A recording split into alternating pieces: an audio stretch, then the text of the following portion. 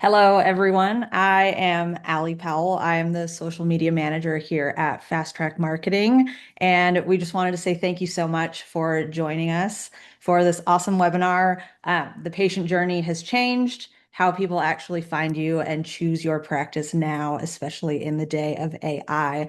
I am going to pass it over to Jonna, and then real quick, just some housekeeping. If you have any questions or anything throughout the entire webinar, feel free to drop them into the chat, and we will have about 15 minutes at the end to go through all of those. So even if something sparks a question, feel free to type it in, even if it's not the end, and then we can always review them and go over them and get those answered for you.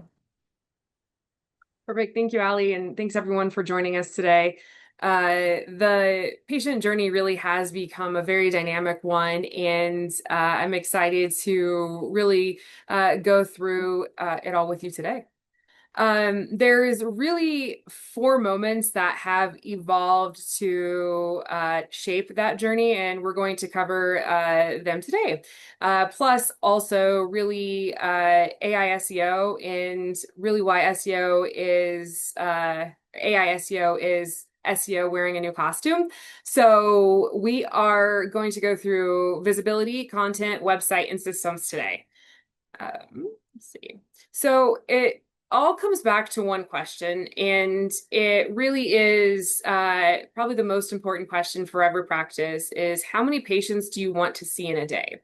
And then everything that leads up to getting you those patients, it needs to be a consistent system that works together to ultimately get you there. So does everybody here today actually know how many patients they need to see in a day per provider, per location, whatever it might be, to ultimately fill schedules and make their time valuable in the practice? You can think about it or chat it to us if you like to as well. But And then, it's Jonna, I had a quick question about that. Where did that question kind of come from? As you're going through this with practices, was there a client or a moment that made you start leading with that instead of jumping right into tactics with new practices that we're working with? Yeah, so that actually came from when you focus on leads only there, or when you're thinking about funnels and the patient journey that gets to actual outcomes. Practices do want more leads, they do want more consults, they do want more patients, but there's usually everything has to work in line. So if you get more leads without being able to manage those leads or understand how they can actually convert to consults and all of that and the conversion flow, then you ultimately don't get new patients, right? So if it's all not working together, then the real outcome or the real measurement is how many new patients can you see in a day, and how many are you there, and if you're not, can we get you there with marketing efforts and lead generation? Awesome. So let's look at the old funnel. The old model used to be you may see an ad, or you might actually be searching. You click to the site, maybe call the office, and there was a path built for that. The new journey is very different. There's scattered gut checks across the internet. And what that means is they may see a reel, they might do a Google search a week later. There's multiple touch points. We often call it top of the funnel tactics, right? That ultimately help you bring your brand awareness up, that then leads to them making the decision to go with you. They might look at reviews, they might do AI summaries, they might not only look for your practice, but they might look up symptoms or different things in AI. There's a lot of self-diagnosing going on these days with AI. So is there opportunities for you ultimately to show up in those AI summaries? And then they give you about 10 seconds on your website to decide if they're going to take the next step with you, or at least browse your website. So it's really important. And then oftentimes, even if they browse on your website, it takes some time for them to decide to move forward with you. The patient journey is sometimes a long one, especially on the elective surgery side. Sometimes it can take we've always kind of quoted it can take 3 months to 3 years for somebody to choose to do an elective procedure like LASIK or refractive lens exchange. They start the research phase, and then it takes something usually to motivate them to get out of research and take action. And sometimes that's a much shorter cycle, and sometimes it's a longer cycle. So it's important that we're there, nurturing them through that patient journey and being present in their patient journey until they're ready to actually take that action. Um, and then also, most of these things happen before they ever actually talk to you at the practice, right? The patient is researching the procedure, the practices they potentially want to go with, all of that before they even come into your system by calling or filling out a form, etc. So there's really four components that help the patient decide. And that's, we're going to go through visibility. We're going to take them one at a time here. We're going to go through visibility, content, website, and systems. All of these are really important. Ultimately, the website is the deciding factor for a lot of this for patients. So that's why it's green. But I want to dive into each of these individually here. So visibility, by the time they land on your homepage, they've already met you somewhere else, likely, right? So it doesn't even matter if they're coming from a referral source or a network or anything like that. They are going to look at you online in multiple facets. They may have already researched you or been targeted with some of your current messaging on socials or on Google or AI reviews or AI summaries. There's many options that people can ultimately have the opportunity to view your practice, and it's giving the patient an opportunity to form an impression for or against your practice. I always like to ask a practice when we start working together, start talking, what does your practice look like on the inside? What's your inside reality? And oftentimes their inside reality doesn't match what's showing up in their digital presence, and we need to close that gap. There's a lot of, especially there's so many practices that are investing in new, surgery centers or in-office surgery suites or remodeling or adding locations at this point. And they have these beautiful facilities, but then their website falls short, or their socials don't reflect the amazing technology that they're offering or the patient experience and what the doctors are actually doing in the practice that makes them unique. This is often a missed opportunity or underinvested because they are so focused on what's happening when patients come in, they forget about the visibility piece in making sure that that experience is top notch too. And I think this is really important because when you think about it, especially on the elective side, when so many people end up, feeling like they need to discount to differentiate, this is a way you can stand out, and that's taking the time to make sure that your brand is consistent across everything and it really showcases who you are. And that really goes into, content and not making everything generic.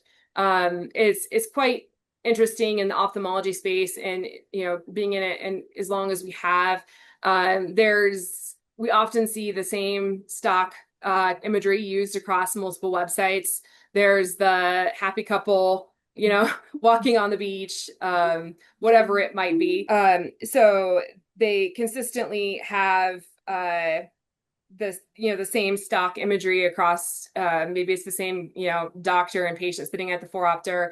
It ends up being the same mundane content. So when people are going to decide whether or not they're working with, going to choose you or going to choose another practice, they often start looking at price then, right? So there's nothing that highlights your experience, your technology, your premium experience. So then they start looking at price only because that's the only thing they know how to compare against. So when we start looking at content, it's really important to make sure that it's not generic. It doesn't look like everybody else's. You're distinguishing yourself beyond, the standard stock, using actual images of your doctor working with patients, using actual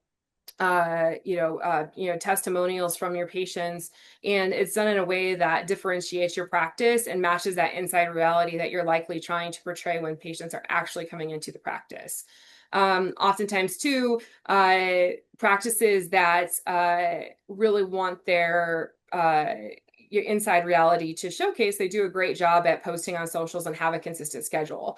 When that's not in place, there's often sporadic posting, maybe once or twice a quarter, things like that. So then you don't it's essentially a point of drop off, right? So there's enough people that are going to your socials, there's enough people going to YouTube, there's enough people going to AI search to essentially have all these tools that matter. And what's interesting with AI search and in some of the summaries, they also will reference socials, they'll reference YouTube captions. There's so many different sources or resources for AI to reference these days that you want to be present and consistent in all of those and have that fresh content.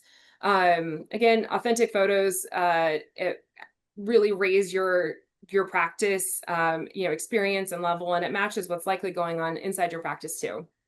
So um, it's just it really goes back to making sure your inside reality and how people are finding you in the digital landscape are consistent and really match what is happening in your practice, and really showcasing that.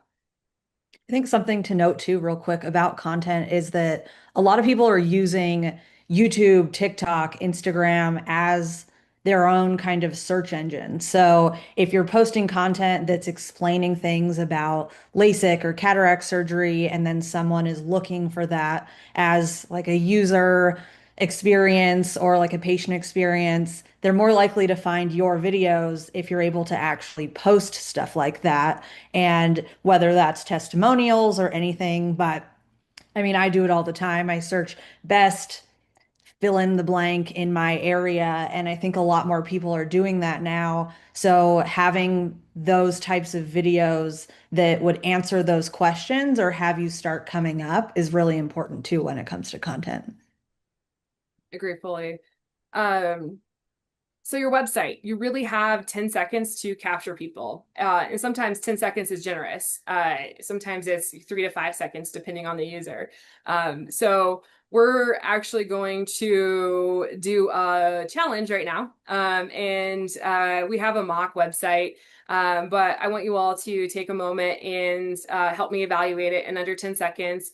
And we really want to make sure that the messaging on your website and this website we're going to evaluate is clear. People know exactly what you offer, what they can do as the next step, and really, what to expect, right? So those are really the core of this. We're going to set a 10-second timer. Again, this is a mocked up website, but the principles apply here. And I want you to really think about if this site would pass or fail in that 10 seconds to draw a user in to actually stay longer and take that next step to book with you, and be able to identify the procedure they're looking for, really, find the next step, and then, relate to you, like what makes you different, and really understand your brand.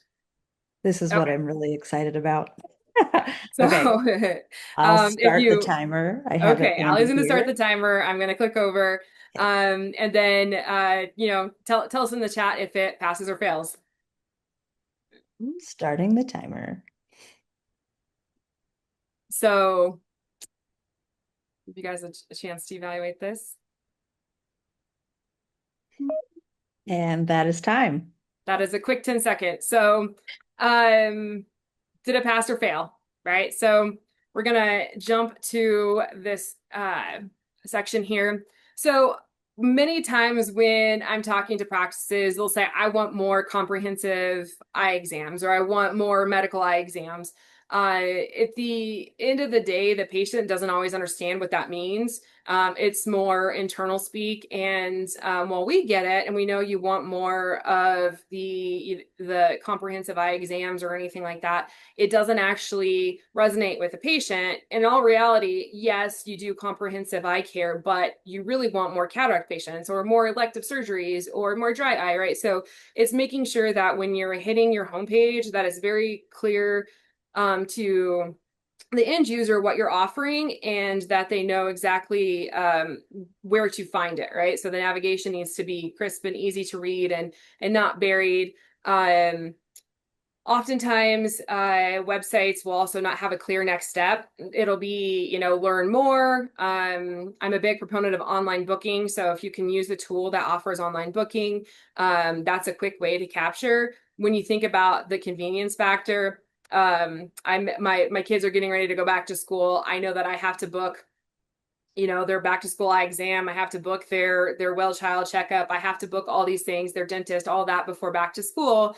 And I'm going to immediately go to or lean on the providers that I know I can immediately go and engage with online and quickly get a call back or be able to book online. One of the things that I think is a huge downfall is when practices close for lunch. I think that so many people rely on their lunch hours as busy people, right, to be able to reach out to practices. And I know from my personal experience, when I have to reach out to a practice or anything like that over the lunch hour and they're closed, it's frustrating from the end user standpoint too, because that's when they have time to call. So now we're in this like reactive chase mode, right? Like I'm leaving you a message, now you're leaving me a message, now I'm going to leave you. And so there's this cycle that just kind of gets crazy when you're dealing with, really busy people these days. And I think it's only going to get worse as time goes on. People just keep getting more and more busy, even like that older population, right? They're not always answering their phones. So if there's easy ways to make sure that you can engage people with a call to action, that like online booking, requests and appointments are good too, but ultimately you want to make sure that you have a clear next step and that it's really easy for them to engage. I always like to say people expect in at least one of the corners the phone number to be very clear and prominent. If that's not the case, that is definitely something I would make sure your website has. I've seen some trends, even though sometimes the sites look great. They're more focused on having the hamburger menu instead of the phone number, and I understand why they would want to do that, but because the mobile users. But it's also imperative that that phone number is really easy to access. So that's something I would double check as well. And then this site is also overloaded with navigation, right? They're trying to have the white space and but then the navigation is crowded, and that's something that sometimes practices will, fall trap to as well. So just making sure that the navigation is spread out and easy to see and easy to engage with. Generic stock or you basic things, even if there was a stock image behind the Welcome to Cascade Vision Center, it's going to feel and look like just about everybody else, right? There's nothing that's really distinguishing. And then empty platitudes, committed to excellence really doesn't say anything specific. When I first started my marketing career, I was told about this, what we called the hot seat evaluation.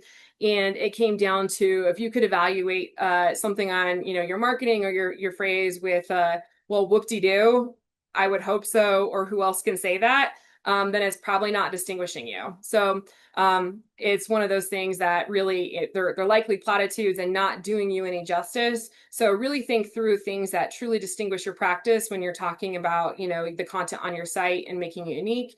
In this case, there's not a lot of trust signals. There's no reviews, ratings, real doctor photos, patient testimonials, anything like that. So this is, I would encourage you to look at your website and then decide, would you pass this test? And if you won't pass the test, what is the one thing you would change immediately that would help you pass this test? Systems. So this is one of the most important pieces. So often than not, practices will be focused on we need more leads, right? So and this is where really looking at that full system and funnel is really imperative.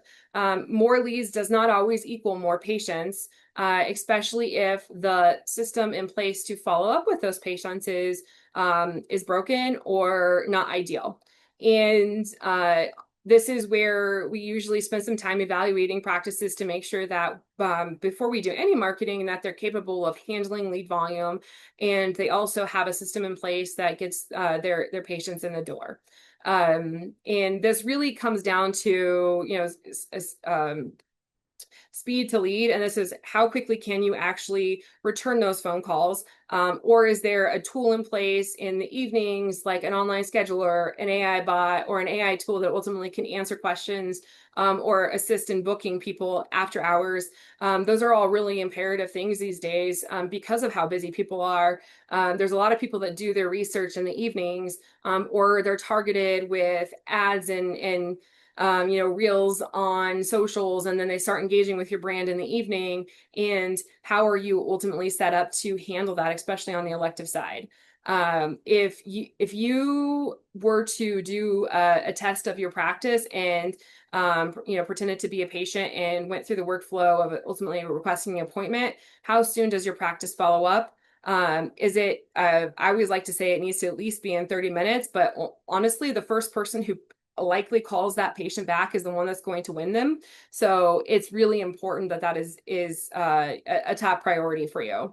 And then also knowing that, like we talked about a few minutes ago, there's so many people that do start that research cycle, and sometimes they do inquire, which is great. And so we get that lead capture, but then there's no follow-up system or ongoing support for that person to ultimately make that journey with you. So what systems do you have in place currently that nurture that person over time for your procedures, whether that's on the elective side or even on your general ophthalmology side? What are you doing to make sure that patient ultimately chooses you as they go through that journey?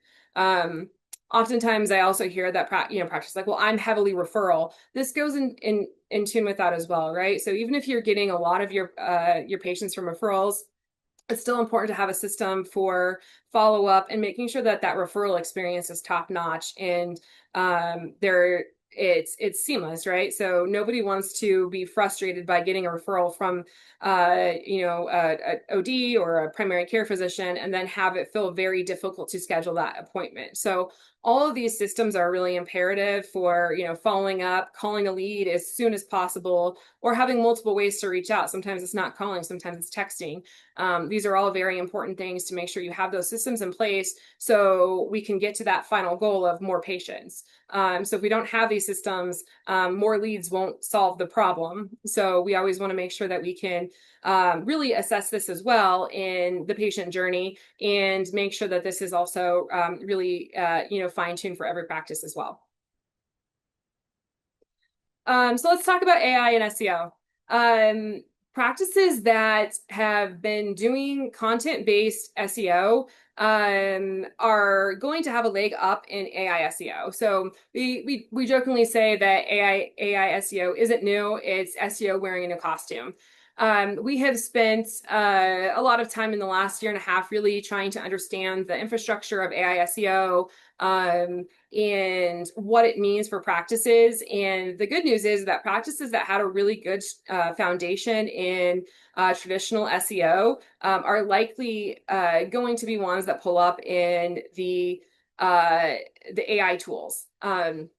We were at a conference last month that was specifically geared towards marketing, and what I think is amazing about these AI tools is that they're all pulling in data based off of how the user is ultimately interacting with that AI tool. So if you're searching on ChatGPT, but you have a history of looking up your practice, then you're likely going to get recommended, right? Whereas the end user that might actually be looking up your practice has no engagement or no history of looking you up. So therefore, the recommendation is going to be different. So there's visibility scores, all of that all ultimately matters. It's like similar to monitoring keywords in traditional SEO. But really what ends up mattering is how people are converting and finding you. It ultimately means that visibility is more paramount than ever because we need to make sure that people everywhere can find you and that there's consistent information about you out there, whether that's on your Google listing, on your website, on your socials, in your YouTube. All of that is what's ultimately going to be pulling in the data in AI summaries, and also user-generated content as well. So if you can get people talking about you, whether that's on potentially Reddit threads, things like that, that's all great. But ultimately, the content structure behind on-site SEO is what is propelling people forward in AI SEO as well. So, or standard SEO into AI SEO. Let's talk about the differences. So what's changed? There used to be, 10 links on the homepage that ultimately led you to the top 10 sites for organic search. Now we have the AI summary for Google in most instances, or in Bing, it's Copilot. So there's multiple different AI summary tools that are ultimately pulling in data. There's new acronyms. There's GEO, LLMs, AIO. Most of these describe, small tweaks to a website that has really good foundation pieces versus a complete overhaul. What didn't change? Clear, credible, well-structured content with that answers real questions. And that's something we've always tried to strive to do when we're doing websites and content for practices across the web, is making sure that we have that, well-structured content that does answer questions. Also, sites that load fast, and we talk about that, 10 seconds. If your site takes 5 of those 10 seconds to load, then you're probably going to lose an opportunity there. That's also true for AI, right? Like if they're looking for a site that can generate responses quickly, they don't want to have to find sites that, they're not going to look at sites that load slow. Reviews, it's I always say you should respond to reviews. It's something that's really important. So not only getting reviews, but responding to reviews, making sure you have fresh reviews, and then also just making sure your presence is consistent across, the whole digital footprint. So this is where you can actually grab the AI readiness checklist that we were talking about in the promotions for this. It's a plain English checklist that will essentially help you understand what is useful in AI search. There's a few things that are part of the core that you do add to your site, like the AI crawlers and LLMs.txt. And then also it'll help you evaluate your FAQ and your local structure as well. And then really like your readability and voice search readiness as well. So it's a great checklist to have. You can talk, if you're familiar with it, you can review it yourself, or you can talk to your web developer about it as well and see how you are ultimately prepared for AI as well. So that is getting dropped in the chat. We will also be emailing it out afterwards as well. So just to recap here, you don't necessarily need more, but you do need a system, right? So, and sometimes once you have the system, you might decide that you can scale differently, right? So, making sure that you have the visibility, again, that's getting people to see your brand across multiple channels in a consistent way that is with authority. Content, how are you being visualized on the web, on your your website as well, across your socials, like Ali said, TikTok, YouTube, they all matter. People are using so much as search engines right now. So what does your content say about you? And what does your website also say about you? Are you able to really, pass that 10-second evaluation or the hot seat evaluation that I mentioned as well? And then do you have the systems in place to make this all work with the patient follow-up? How quickly do you respond to people, etc.? All of this will lead to helping you meet your goal of your desired patients per day. So that's really important. So it's not really for competing tasks. It's a system that ultimately helps you get to that goal. As we're close to wrapping up here, feel free to start chatting questions if you have any.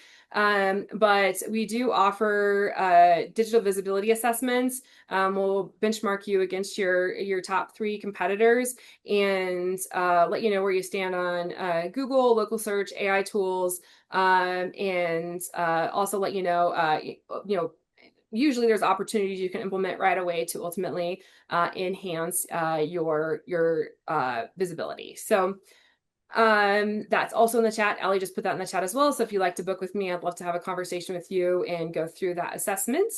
And With the digital visibility assessment, have you noticed as you've done it with practices, kind of like the most common oh wow moment when they actually see their digital visibility assessment, or what has kind of surprised practices when they do get all of that information? usually there's a gap in what it'll take a look at standard SEO and then AI SEO. And there's usually practices in their market that have adapted to make sure that there's the AI, the readability tools that are on the back of their website. And there's practices that just have not adapted to that yet. So that's an immediate gain because it's very simple to add those items from that checklist to the back of your website to make it crawlable by AI. So those are immediate gains and wins. And then oftentimes there's a kind of a wow moment because you're able to see how many followers you have on your socials compared to your competition as well. And it gives you a benchmark that you ultimately want to, try to strive to beat or advance, or it makes you really proud that you've been able to essentially, advance past your competitors. And that's true for online reviews too. We benchmark reviews and how many reviews each practice has. So it gives you a lot of gems to ultimately decide or see how you're ranking against your competition. The other thing that it also does that lots of practices like is that it looks at your market and assesses what the appropriate spend is for paid search for both social and search engines. And oftentimes practices will uncover they're either spending too little or potentially too much to really have an impact on their market as well. So it's a great way to take a full look at that. Awesome. Perfect. So we'll go ahead and open it up to questions. Awesome. So it looks like we do have a couple in there. The first one, if I could only fix one thing first, where should I start? I would definitely say your website. There's small tweaks that can ultimately have a huge impact. Especially when it comes to making it authentic and getting rid of the generic stock, things like that. Like, how can you showcase who you are as a brand and make it match your, inside reality as well? Awesome. And then another one that just came through. We already run ads and post regularly. So why do you think we aren't potentially getting more new patients? So I would definitely look at your systems and your content. So usually when people are making it to your website and they're not converting, you either have a conversion problem, like what can you do to ultimately enhance your website? And as I mentioned, are you portraying yourself as just another practice in the market, or are you portraying yourself as a premium brand that somebody wants to do business with? So those are things I would look at. And then also really, going into what does that system look like after a lead comes in? Because oftentimes people think they have a good system, or they trust that their staff is doing things. But I can guarantee you that if your staff has to choose between calling leads or following up with leads, they're going to choose something else to do. They would probably rather like go help billing than sometimes, follow up with leads. So that's where, making sure you really have systems and systems of accountability as well, or use, third party systems. There's some great ones in the ophthalmology space as well that really focus on elective surgery. So definitely, make sure you have systems in place as well. Awesome. And then it looks like there's one more that came through. How do I actually find out how my practice is showing up in AI tools right now? The best thing you can do is actually open an incognito browser. Like I said, Google will actually look at how you have behaved and pull up what it thinks is relevant to your own search. ChatGPT, if you're logged in and a paid user or a user that is logged in, it'll also reference how you are engaging. So I always recommend doing anything in AI tools as incognito, not logged in, or separate, and just see what happens by asking it and prompting different questions. The key with there is visibility scores out there, and there's tools that will show visibility. But as I mentioned, it's similar to keywords, right? There could be 1,000 different keywords that we care about in any market, but the benchmark for standard SEO is organic site growth, or people coming to your site organically. With AI, we want to see how many people are coming to your site from, AI tools, or having that be a referral link. So there's different metrics there. It's not always about, like what your total visibility score is, because there's so many different ways that people could ask their AI questions. So it's good to know as like a starting point. Like, do you show up if you're searching in market? And then also really taking a look at, what else is on the internet about you? Is it just your website, that in maybe a few social posts that's representing your brand? Or do you have, a deeper bench? Do you have a YouTube channel? Are you showing up on Facebook and Instagram? Are you managing your Google My Business profile well? You can also post to that, and that also syncs with AI SEO frequently as well. So there's many, really kind of just going through all the opportunities to have content, and then what that ultimately means, for your practice as well, because the more content you have out there in different channels gives you more opportunity to show up in AI search. Awesome. That kind of sparks a question for me. But I feel like practices always resist getting on camera. They either aren't comfortable or everyone gets a little silly in front of a camera. But what do you usually say to doctors who say either they don't have time for content or they're really uncomfortable in front of the camera? How can you kind of coach them so that they can leverage that organic, personalized content? So I think it's twofold. The shyest doctor doesn't actually have to talk on camera. There is so much you can do with video content that we call B-roll, and that's filming the doctor engaging with a patient, filming the doctor engaging with the staff, filming the doctor at the laser, performing a procedure, things like that, where it's then captioned or voiceovered. There's so many ways you can essentially frame that content. So it's more like just showing up and letting us film versus having to be the star, right? There's two sides of it. There's the doctors that want to be the funny guy that will, get followers that way and trend that way, and then there's the doctors that are a little more, like, well, this is a serious medical procedure, I want to keep that, that respect. So there's ways we can approach it with both types of doctors or team members, and it's really coming up with a full strategy that's easy to implement. And most of the time, when you're doing it ad hoc and willy-nilly and not really with a focused plan, it becomes difficult to implement, and then you have that resistance. So if you have a really solid strategy and plan in place, you often find that doctors are much easier to work with. Here's our shot list. We're going to spend a few hours today, going through the whole quarter worth of what we want for socials, or we're going to spend an hour a week or whatever it might be that's doable for your practice to ultimately get the outcome that they want there. But it doesn't have to be hard, and oftentimes if you do want them on camera as a talking head or a personality, giving them talking points or scripts are also great, because it gives them the upper hand as well. Awesome. Thank you.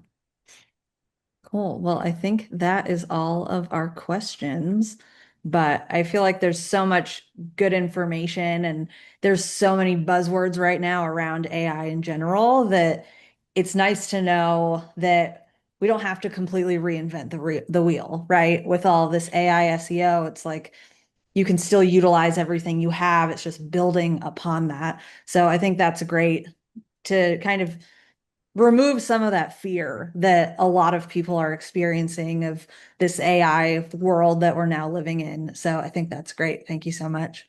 Yeah, and thank you everybody for attending today. We would love to see you. We're going to be doing some future webinars as well, so we'd love to see you on our next webinars.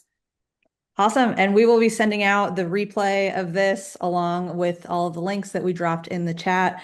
And then also our LinkedIn and Jonna's LinkedIn if you want to connect with her or us as a whole.